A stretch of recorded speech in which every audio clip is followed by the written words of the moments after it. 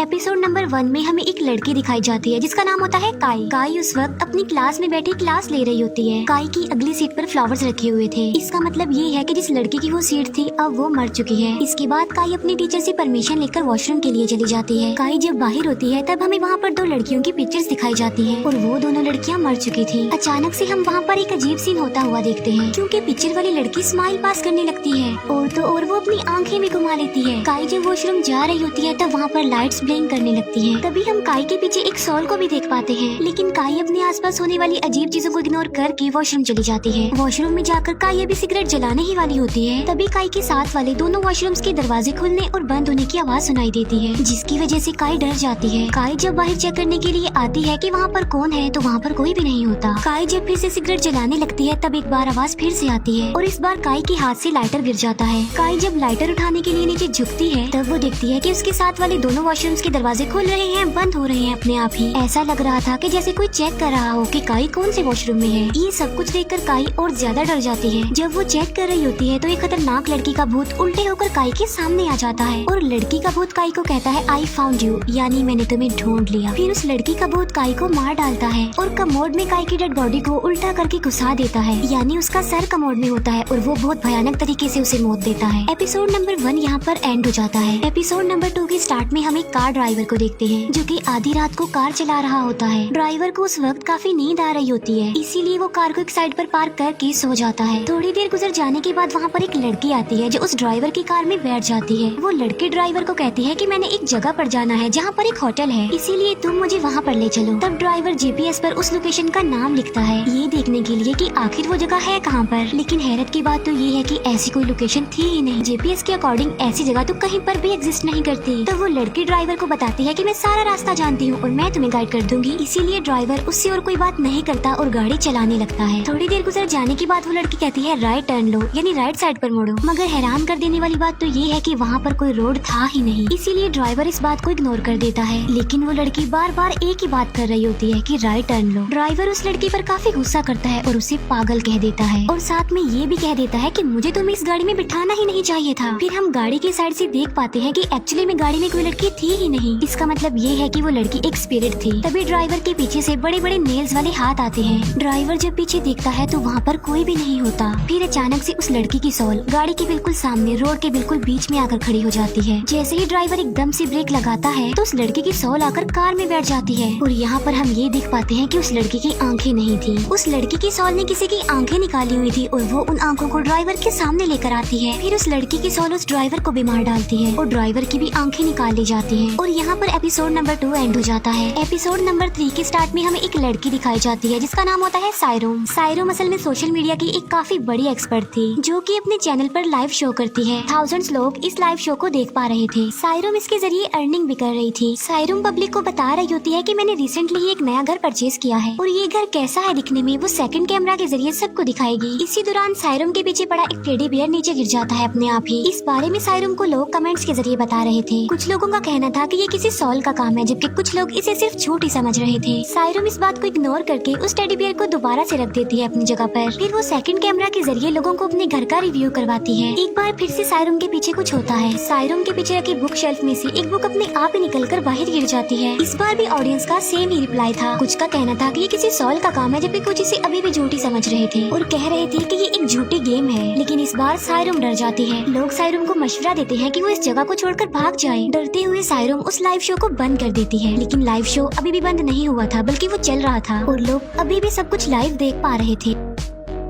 फिर हम ये जान पाते हैं कि सायरोम ने पब्लिसिटी के लिए ये जिन भूत वाला ये सोल वाला प्रैंक किया था। सायरोम अपने फ्रेंड को कॉल करती है और उससे पूछती है कि मेरा ये भूत वाला प्रैंक कैसा लगा। सायरोम के सब कुछ करके ऑडियंस को बेवकूफ बना रही थी, लेकिन वो ये नहीं जानती थी कि जिस ऑडियंस को वो बेवकूफ बनाना चाह रही थी वो तो उसे अभी भी लाइव देख पा रहे हैं। फिर थंबनेल लगाने के लिए सायरोम अपनी सेल्फी लेने लगती है डॉग फिल्टर में। लेकिन अजीब बात तो ये है कि कैमरा उसके अलावा और फेसेस पर भी फोकस कर रहा था, जबकि वहाँ पर कोई भी नहीं था। इसका मतलब ये है कि फिल्टर डॉग उसके अलावा और जगह पर भी अप्लाई हो रहा था। ऐसा लग रहा था कि जैसे वहाँ पर बहुत सारे सॉल्स हैं और उनके फेस को डिटेक्ट किया जा रहा है। ये देखकर अब सचमुच सायरोम डर जाती है और वो फोन को ही फेंक देती है। तभी एक सॉल सायरोम के सर को पकड़ लेती है और उसे जोर जोर से टेबल पर देकर मारती है, जबकि लाइव कोई भी सोल नजर नहीं आ रही थी और जो कुछ वहाँ पर चल रहा था पब्लिक उसे भी प्रैंक ही समझ रही थी, लेकिन कोई ये नहीं जानता था कि वो सब कुछ रियल में हो रहा है। फिर हम एक सोल को देखते हैं जो कि सायरोम को जान से मार कर उसका रूप खुद ले लेती है, यानी उस सोल ने सायरोम की आइडेंटिफिकेशन ले ली थी और वो खुद आकर कैमरा के सामने बैठ जाती है। अभी भी सब कुछ लाइव देखने वाली पब्लिक को ये प्रैंक ही लग रहा था और यहीं पर एपिसोड नंबर 3 एंड हो जाता है। एपिसोड नंबर 4 की स्टार्ट में हमें स्कूल में दो फ्रेंड्स दिखाई जाती हैं जो कि उस वक्त कोई डरावनी वीडियो देख रही थी। वो दोनों इस वीडियो को फेक समझकर स्कूल में चली जाती हैं, लेकिन स्कूल तो ऑफ हो चुका था। असल में वो अपनी कुछ बुक स्कूल के अंदर ही भूल आई थी, जिसे लेने के लिए वो दोनों अंदर चली जाती हैं। लेकिन अचानक उनमें से एक लड़की कहती है कि मेरा पाँव ट्विस्ट हो गया है, इसीलिए वो लड़की सीढ़ियों में बैठ जाती है और अपनी फ्रेंड को कहती है कि मेरी बुक्स भी तुम ले आना। उस लड़की की फ्रेंड जब बुक लेने जाती है तब वो वहाँ पर एक डरावने डॉल को देखती है जिसे किसी ने शेल्फ में रखा हुआ था और ये डॉल इस लड़की की फ्रेंड ने उसे डराने के लिए ही रखी थी। उसका पाँव बिल्कुल ठीक था, उसने सिर्फ नाटक किया था ताकि वो अपनी फ्रेंड को डरा सके। और यहाँ पर हम ये जान पाते हैं कि ये कोई आम डॉल नहीं है बल्कि ये एक भूतिया डॉल है, क्योंकि इस डॉल को किसी एंटिटी ने पोजेस्ड किया हुआ था। लेकिन इस लड़की की फ्रेंड ये नहीं जानती थी कि वो डॉल पोजेस्ड है। ये लड़की उस डॉल को इग्नोर करती है और बुक्स लेकर वापस आ रही होती है, लेकिन तभी उस डॉल में से एक लड़की की सोल बाहर आती है और वो सोल बड़े भयानक तरीके से चलते हुए उस लड़की का पीछा कर रही होती है। वो लड़की ऊपर के फ्लोर से नीचे आ रही थी, लेकिन वो बार बार एक ही फ्लोर पर आ रही थी। ऐसा लग रहा था कि वो बार बार सीढ़ियों से उतरकर एक ही फ्लोर पर आ रही है। और फिर उस डरावनी लड़की की सोल इस लड़की को मार डालती है और जिस लड़की ने डॉल रखी थी वो अपनी फ्रेंड को चेक करने के लिए ऊपर आती है। तब हम इस लड़की की सोल को दोबारा सीढ़ियों पर देख पाते हैं जो अब इस लड़की को मारने के लिए उसका पीछा कर रही होती है। यहीं पर एपिसोड नंबर 4 खत्म हो जाता है। एपिसोड नंबर 5 की स्टार्टिंग कुछ स्टूडेंट्स को दिखाते हुए होती है। ये सारे स्टूडेंट्स इंसान नहीं थी बल्कि सॉल्स थी जो कि स्कूल को हॉन्ट करना चाह रही थी। इसके बाद हमें एक लड़की दिखाई जाती है जिसकी फ्रेंड थोड़ी देर से पहले ही मर चुकी है। ये लड़की अपनी फ्रेंड को खोकर काफी अपसेट थी। उनकी टीचर क्लास में आती है और मरी हुई लड़की के लिए प्रे करके वहाँ से चली जाती है। क्लास एंड होने के बाद सब लड़कियाँ अपने अपने घर चली जाती हैं, लेकिन ये लड़की अभी भी अपनी फ्रेंड को काफी मिस कर रही थी और क्लास में बैठी हुई थी। और तभी इस लड़की की मरी हुई फ्रेंड इसे भी पोजेस्ट कर लेती है। अब क्योंकि ये लड़की पोजेस्ट हो चुकी थी और ये अपने टीचर को मैसेज करके क्लास में बुलाती है। जब उसकी टीचर क्लास में आती है तो वो दिखती है कि किसी ने उस लड़की के सर और धड़ को काट कर अलग रखा हुआ है। वो लड़की अपने टीचर को कहती है कि इस लड़की के पाँव मेरी बॉडी के साथ फिट नहीं हो रहे हैं, इसीलिए मैंने आपको यहाँ पर बुलाया है ताकि मैं आपके पाँव ले सकूं। और ये लड़की अपने टीचर को मार डालती है और टीचर को मारने के बाद उसकी बॉडी का नीचे वाला पार्ट ले लेती है। वो लड़की टीचर के नीचे वाले पार्ट को अपनी बॉडी के साथ जोड़कर वहाँ से चली जाती है। एपिसोड नंबर 5 यहीं पर एंड हो जाता है। असल में मरी हुई लड़की का एक्सीडेंट हो गया था और उसकी बॉडी के 2 पार्ट्स हो गए थे और उस लड़की का नीचे वाला पार्ट वेस्ट हो गया था। इसीलिए ये लड़की पहले अपनी फ्रेंड को मारकर उसकी बॉडी का पार्ट अपने साथ जोड़ने की कोशिश करती है, लेकिन जब वो फिट नहीं होता तब उसने अपने टीचर को मार दिया और बाद में अपनी टीचर के नीचे वाला पार्ट ले लिया, यानी ऐसा करके उसकी बॉडी कंप्लीट हो गई। एपिसोड नंबर 6 की स्टार्ट में हमें एक लिफ्ट की रिकॉर्डिंग दिखाई जाती है, जहाँ लिफ्ट में हमें एक लड़का दिखाया जाता है जो कि काफी वियर्ड बिहेव कर रहा था। वो लड़का अपने कानों पर हाथ रख लेता है जैसे वो तेज आवाज को सुन नहीं पा रहा। फिर वो किसी चीज से डर कर लिफ्ट में एक साइड पर होकर बैठ जाता है और देखते ही देखते वो लड़का मारा जाता है। इसके बाद इन्वेस्टिगेशन के लिए वहाँ पर 2 पुलिस ऑफिसर्स आते हैं। लिफ्ट में हमें उस लड़के की डेड बॉडी दिखाई जाती है जिसकी हालत काफी खराब थी। फिर दोनों पुलिस ऑफिसर्स लिफ्ट की रिकॉर्डिंग को चेक करने लगते हैं। एक पर्सन आकर पुलिस ऑफिसर को बताता है कि जिस लड़के की लिफ्ट में डेथ हुई है उसने अपने स्टेटस में ये पोस्ट लगाई थी कि आज रात वो लिफ्ट गेम खेलने वाला है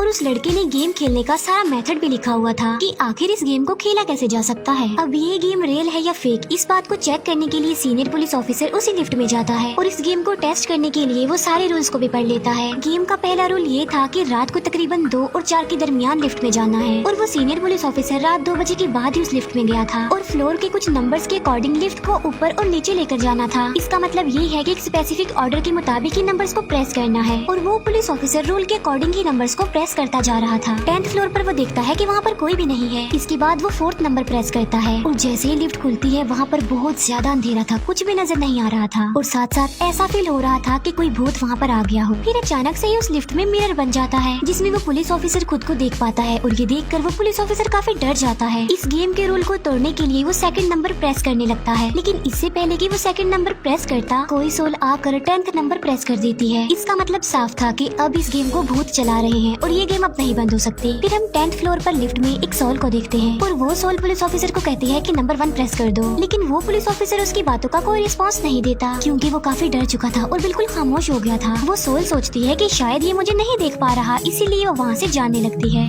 लेकिन वो ऑफिसर उस जाती हुई सोल को आवाज दे देता है जिससे वो समझ जाती है कि ये आदमी मुझे देख पा रहा है और इसीलिए वो दोबारा से उसे लिफ्ट पे रुक जाती है। और फिर हम देखते हैं कि उस लिफ्ट का दरवाजा अपने आप ही बंद हो गया है और ये सोल एक काफी भयानक आवाज निकालती है और वो पुलिस ऑफिसर सेम वैसे ही रिएक्ट करता है जैसे उस लड़की ने लिफ्ट में किया था, यानी अपने कानों पर हाथ रख लेता है। फिर ये सोल पुलिस ऑफिसर को अपना फेस दिखाती है जो कि काफी डरावना था और पुलिस ऑफिसर डर कर बिल्कुल उस लड़के की तरह एक तरफ होकर बैठ जाता है। ये सोल पुलिस ऑफिसर का सर पकड़कर उसे जोर जोर से लिफ्ट में देकर मारती है, लेकिन रिकॉर्डिंग में वहाँ पर कोई सोल भी नजर नहीं आ रही थी। जब उस पुलिस ऑफिसर की डेड बॉडी मिलती है तो उसकी हालत भी काफी खराब थी, लेकिन फिर हम यहाँ बड़ी हैरान कर देने वाली चीज देखते हैं। हम इस पुलिस ऑफिसर को लिफ्ट के बाहर देखते हैं जो कि अपने साथी के साथ खड़ा होता है। इसका मतलब ये है कि ये उस पुलिस ऑफिसर की सोल थी जो खुद ही अपनी केस पर इन्वेस्टिगेशन कर रही थी। यहीं पर एपिसोड नंबर 6 एंड हो जाता है। एपिसोड नंबर 7 के स्टार्ट में हमें एक फैमिली दिखाई जाती है जिसमें टोटल 3 मेंबर्स थे, हस्बैंड, वाइफ और उनका एक बेटा। उस आदमी की वाइफ कुछ दिन के लिए अपने बच्चे को लेकर अपनी मदर के घर जा रही होती है। जाते जाते वो अपने हस्बैंड को बताती है कि नेबरहुड में कुछ डेथ्स हुई है क्योंकि उन लोगों ने अपने घर के बाहर लकी सिंबल नहीं लगाया था, इसीलिए कुछ भी हो जाए हमारे रूम के बाहर लगे हुए लकी सिंबल को तुम कभी मत हटाना। असल में ये लकी सिंबल शैतानों और डीमंस को दूर रखता था। तभी आदमी अपनी वाइफ से प्रॉमिस करता है कि मैं उस लकी सिंबल को नहीं हटाऊंगा। फिर 2 दिन बाद हम उस आदमी को देखते हैं जो कि ड्रिंक करके घर आया था, लेकिन अचानक उस आदमी को कुछ हो जाता है और वो उस लकी सिंबल को हटा देता है क्योंकि वो चेक करना चाहता था कि इस लकी सिंबल को हटाने से क्या होगा। और फिर वो आदमी वहीं पर ही सो जाता है। आधी रात को हम देख पाते हैं कि रूम के बाहर से अंदर खून आ रहा है और सीलिंग से भी खून की कुछ बूंदे उस आदमी के ऊपर गिरती हैं। जब वो आदमी उठकर देखता है तब वहाँ पर हर तरफ खून ही खून था। तभी एक डिमोनिक हाथ वहाँ से गुजरता है जो कि एक अजीब सी क्रिएचर में बदल जाता है और ये डिमोनिक क्रिएचर उस आदमी को जान से मार डालता है और एपिसोड नंबर 7 यहाँ पर खत्म हो जाता है। और अब हम चलते हैं एपिसोड नंबर 8 यानी लास्ट एपिसोड की तरफ। एपिसोड 8 के स्टार्ट में हमें एक लेडी दिखाई जाती है। ये लेडी मैजिक करने और ब्लैक मैजिक करने में काफी एक्सपर्ट थी और इस लेडी में ये एबिलिटी थी कि अच्छी और बुरी दोनों सोल से बातें कर सकती थी। इस लेडी ने एक बच्चे को अपने पास पकड़ के रखा हुआ था और वो इस बच्चे को काफी दिनों के बाद खाना दिया करती थी ताकि वो जिंदा तो रह सके। असल में वो लेडी इस बच्चे पर एक रिचुअल परफॉर्म करने वाली थी। रिचुअल के रूल के मुताबिक उसने इस बच्चे को उसकी फैमिली से अलग किया था और वो उस बच्चे को उस वक्त सैक्रिफाइस करेगी, यानी वो उस बच्चे को उस वक्त मारेगी जब वो मरने वाला हो। ऐसा करने से उस बच्चे की सोल उसकी गुलाम बन जाएगी। फिर ये लेडी रिचुअल के मुताबिक ब्लैक मैजिक करने लगती है और उस लेडी को हिंट मिलता है कि वो बच्चा कब मरेगा और फिर ये लेडी डिसाइड करती है कि वो बच्चे के मरने के एक दिन पहले ही उसे मार डालेगी। वो लेडी ऐसा ही करती है, वो एक दिन पहले इस बच्चे को चाकू से स्टैब करके मार डालती है। फिर इस बच्चे की सोल उस लेडी को पोजेस्ट कर लेती है और अब ये लेडी पहले से कई ज्यादा पावरफुल बन चुकी थी। फिर कुछ दिन तक इस बच्चे की सोल की मदद से वो लेडी काफी लोगों के इश्यूज सॉल्व करती है और ऐसा करने से उसे काफी पैसा मिलता है। फिर कुछ दिन बाद उस लेडी के पास एक औरत आती है जो उसे बताती है कि मेरा बेटा कई दिनों से मिसिंग है। मैंने उसे ढूंढने की बहुत कोशिश की लेकिन वो मुझे नहीं मिला। वो कहती है कि मैं अपने बच्चे को ढूंढने के लिए आपके पास आई हूँ ताकि मेरा बच्चा मिल जाए। इस लेडी को देखकर उस औरत के अंदर जो बच्चे की सोल थी वो तड़पने लगती है क्योंकि असल में ये लेडी उस बच्चे की माँ थी जिसे वो औरत मार चुकी है और वो उसके अंदर है, इसीलिए उस बच्चे की सोल अपनी माँ को देखकर तड़पने लगी। ब्लैक मैजिक वाली औरत को जब ये बात पता चलती है तो वो दूसरी लेडी को वहाँ से जाने का कहती है और वो लेडी वहाँ से चली जाती है। उसके जाने के बाद इस बच्चे की सोल उस औरत की पूरी बॉडी को फाड़ देती है और बाहर आ जाती है और वो बच्चा बिल्कुल इंसान जैसा ही था। लेकिन इससे पहले कि वो बच्चा अपनी मदर तक जा सकता, उसकी मदर पहले ही अपने बच्चे को खोकर सुसाइड कर चुकी थी, जिससे होगा ये कि ये बच्चा अब हमेशा के लिए उस लेडी के घर ही रहेगा। और इसी के साथ साथ एपिसोड नंबर 8 और ये सीरीज एंड हो जाती है। Thank you for watching.